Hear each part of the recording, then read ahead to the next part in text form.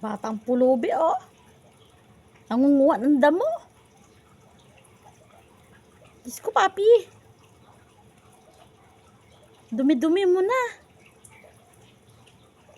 Ganyan yan pag bumaba dito eh. Nangunguha ng mga damo-damo.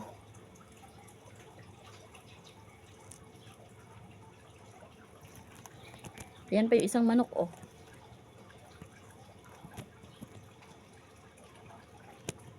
Ha? Yes, love. Baby kong yan, tino mo. Nangingialaw pa ng, nangingialaw pa ng cellphone eh.